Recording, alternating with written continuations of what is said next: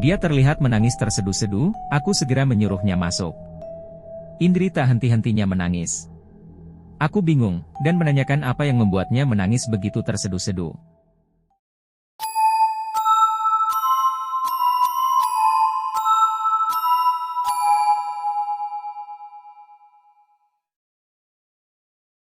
Assalamualaikum warahmatullahi wabarakatuh. Kembali lagi bersama saya di channel Danger Zone. Jadi di segmen Kismis Kisah Misteri kali ini saya akan menceritakan tentang wangi bunga melati misterius. Sebelum masuk ke ceritanya, alangkah baiknya kalian dukung channel kami dengan cara subscribe, like, comment, and share ke teman-teman kalian semua. Agar kami lebih semangat lagi untuk membuat video-video yang lebih menarik lagi. Oke, tanpa banyak basa-basi kita gas ke ceritanya. Kismis Kisah Misteri dimulai.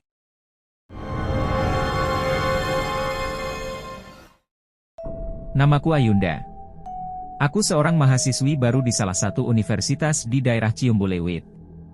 Aku bukan orang Bandung. Di Bandung aku kos di Ciumbuleuit juga. Dibanding dengan kostan teman-temanku, kostanku termasuk yang paling jauh. Tapi, apa boleh buat, aku tidak punya waktu lagi untuk mencari kostan lain yang sesuai keinginanku.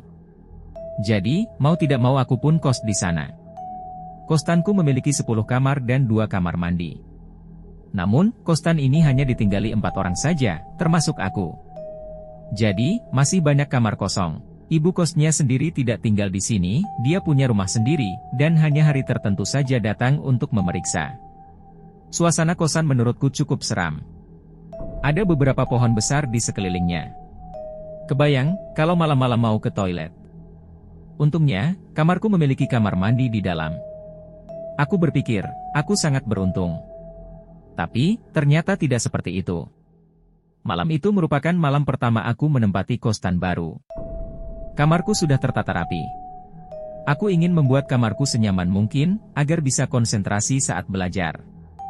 Tok tok tok, suara pintu kamarku ada yang mengetuk dari luar. Ketika aku membuka pintu, terlihat seorang wanita dengan cardigan merah mengajakku berkenalan.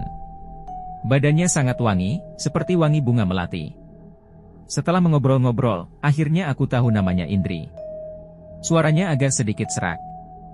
Saat aku tanya apa dia sakit, dia menjelaskan kalau suaranya seperti itu sejak dia bangun dari koma selama 6 bulan.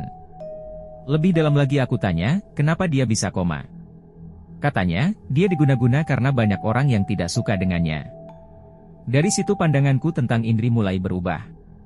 Aku jadi agak sedikit canggung dan takut. Dia menatapku sambil terus bercerita kalau kostan ini rawan. Semua ceritanya hanya membuatku semakin takut, terutama terhadap dirinya. Pantas saja banyak orang yang tidak suka dengan dia, ngomongnya aja kayak gini. Tiba-tiba dia menghentikan obrolannya, karena ingin ke toilet. Aku mempersilahkannya. Aku teringat piring dan gelas yang baru saja aku cuci, dan belum kusimpan kembali. Indri, aku ke dapur dulu ya untuk menyimpan gelas sama piring, ucapku sedikit berteriak.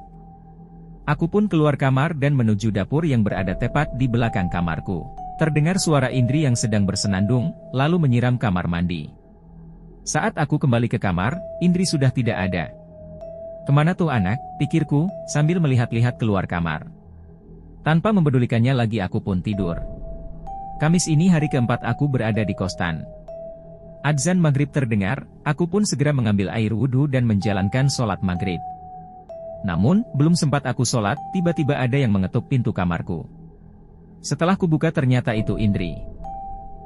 Dia terlihat menangis terseduh-seduh, aku segera menyuruhnya masuk.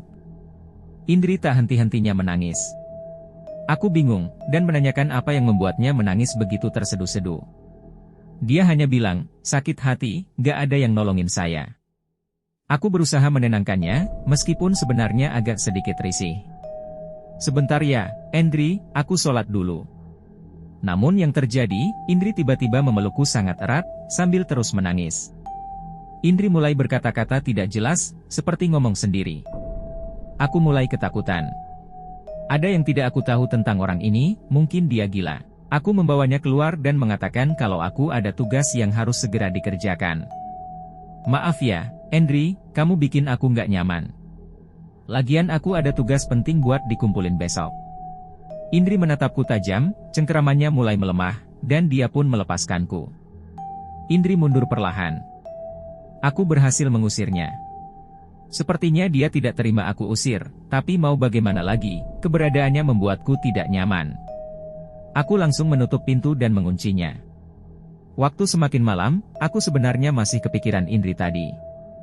Aku bersantai sambil menonton TV. Tapi, tak lama kemudian, listrik mati. Hah, apa-apaan nih mati lampu, ucapku. Ya udah, tidur sajalah. Aku memeluk guling dan mulai pejamkan mata.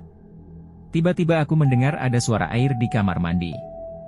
Seperti ada seseorang di balik pintu kamar mandiku yang tertutup tidak rapat itu. Aku menengok ke arah kamar mandi. Aku melihat seperti ada bayangan seseorang di dalam sana. Jantungku berdetak lebih cepat, keringat dingin mengucur dari dahiku. Aku membaca doa-doa yang aku bisa.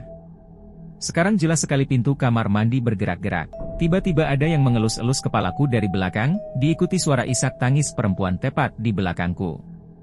Kali ini aku bisa merasakan ada seseorang yang ikut tidur di belakangku sambil mengelus-elus kepalaku dan menangis. Wangi apa ini? Seperti wangi melati, wanginya Indri. Indri? Apakah kamu Indri? Perempuan itu tidak menjawab seakan-akan mengiyakannya. Aku merasa semakin takut karena tadi telah mengusirnya. Jangan ganggu saya, ucapku.